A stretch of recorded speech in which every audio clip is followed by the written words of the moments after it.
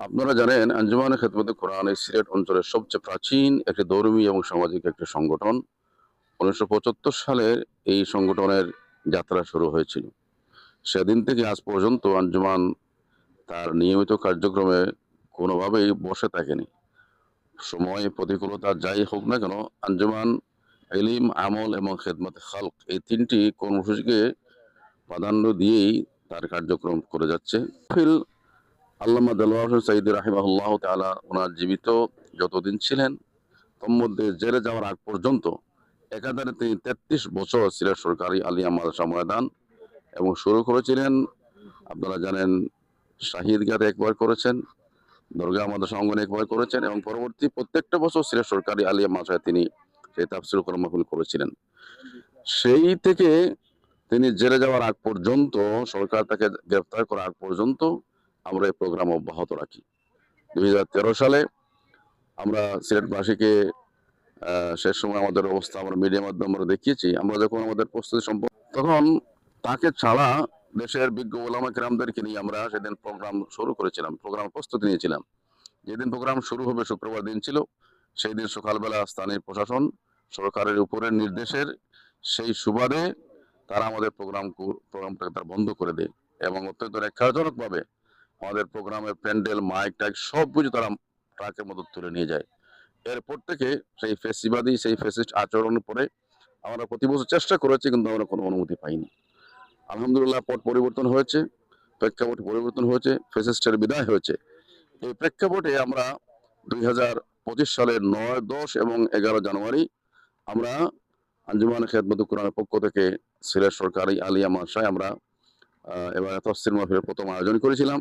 তো সেখানে আমাদের প্রস্তুতি প্রায় যখন শেষ পর্যায়ে, তখন আমরা লক্ষ্য করলাম দেশের বিভিন্ন প্রান্ত থেকে, দেশ এবং প্রবাসের বিভিন্ন প্রান্ত থেকে, মানুষের পক্ষ থেকে, বিশেষ করে আল্লামা ডক্টর মিজানুর রহমান আজহারি হাফিজাহুল্লাহ, ওনার ফ্রেন্ড ফলোয়ার্স, ওনার যারা ভালোবাসেন, ওনাদের সকলের পক্ষ থেকে, সর্বোপরি স্থানীয় প্রশাসনের পক্ষ থেকে অনুরোধ জানানো হলো যে এই মাঠে আজহারের লোকসমাগম যেরকম হবে সেই দারুণ ক্ষমতা আলিয়া মাঠে নেই। বিশেষ করে ২টি প্রোগ্রামের অভিজ্ঞতা তখন আমাদেরকে, একটি হলো পেকুয়ার প্রোগ্রাম এবং আরেকটি হলো সর্বশেষ যশোরে যে প্রোগ্রাম।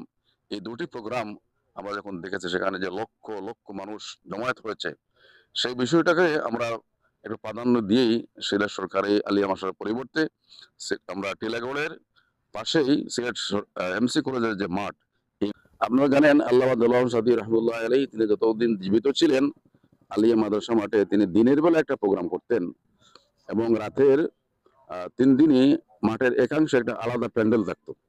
তো আমরা এবারে রাতে কোনো মহিলাদের কোনো ব্যবস্থা আমরা রাখিনি সঙ্গত কারণেই। আমরা শুধুমাত্র শেষের দিন, অর্থাৎ শনিবারে সকাল ১০টা থেকে ১২টা ২ ঘন্টা আমরা এখানে একটা প্রোগ্রাম, এই প্যান্ডেলেই মহিলাদেরকে আলাদা একটা ব্যবস্থাপনার মাধ্যমে পর্দার ভিতরে রেখেই এটা প্রোগ্রাম হবে ইনশাআল্লাহ।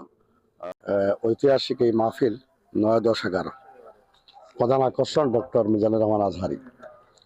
আমাদের বাস্তবায়ন কমিটির একটা উইং, এটার প্যান্ডেল, স্টেজ, মাঠের সার্বিক ব্যবস্থাপনায় আমরা কাজ করতেছি। ইতিমধ্যে আমরা আশা করতেছি যে এখানে এই মাঠে ধারণ ক্ষমতা, অনেকেই বলতেছেন ৪ লাখ ৫ লাখ, যাই হোক, যাতে সবাই বসতে পারে এবং যেহেতু এটা কোরআনের মাহফিল, তাফসীর মাহফিল, এই জন্য আমাদের ব্যবস্থাপনায় মাঠের ভিতরে যারাই ঢুকবে তাদের জন্য বসার একটা অ্যারেঞ্জমেন্ট আমরা ইতিমধ্যে বাস্তবায়ন করার কাজ চলছে। আশা করা যায় আগামীকালকের ভিতরেই আমাদের কাজ ইনশাআল্লাহ সমাপ্তির দিকে আমরা যাব। পাশাপাশি আমাদের স্যানিটেশন বিভাগের কাজও চলছে, পানি ব্যবস্থাপনার কাজও চলছে। অজু করার জন্য আমরা একটা অ্যারেঞ্জমেন্ট রেখেছি। আর অনেকগুলো গেট আমরা এখানে ওপেন করব, যাতে মানুষ বের হওয়ার সময় খুব ভালোভাবে নিরাপদে যাতে মাঠ থেকে লোকজন বের হতে পারে। আল্লাহ রাব্বুল আলামিনের কাছে আমরা দোয়া করছি যে আল্লাহ যেন নিরাপত্তার চাদরে আবৃত করে সিলেটবাসীর ঐতিহাসিক এই মাহফিল যেন সঠিকভাবে, সুন্দরভাবে মানুষের শোনার উপযোগী এবং বক্তার বলার উপযোগী করে আমরা গড়ে তুলতে পারি। আমরা সকলের সহযোগিতা চাচ্ছি এবং মহান রব্বুল আলামিনেরও আমরা সাহায্য কামনা করছি এবং আপনাদের মাধ্যমে সিলেটবাসীকে আমরা আহ্বান জানাচ্ছি, আসুন ঐতিহাসিক এই মাহফিলে অংশগ্রহণ করার মধ্যে দিয়ে ইতিহাসের সাক্ষী হওয়ার জন্য সিলেটবাসীর প্রতি উদাত্ত আহ্বান জানাচ্ছি। ধন্যবাদ সবাইকে। আসসালামু আলাইকুম। সিলেটের অত্যন্ত ঐতিহ্যবাহী এবং পুরাতন বিশাল একটা মাঠ, এমসি কলেজ মাঠ, এই মাঠে অনুষ্ঠিত হতে যাচ্ছে। উপকমিটি এই মাহফিল বাস্তবায়নের জন্য কাজ করে যাচ্ছেন, দিন রাত কাজ করে যাচ্ছেন।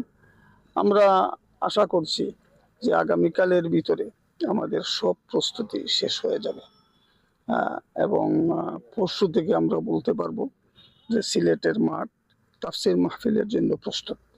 এখনো আমাদের 90% কাজ ইতিমধ্যে শেষ হয়ে গেছে, আর কিছু কাজ বাকি রয়েছে, এটা শেষ হয়ে যাবে।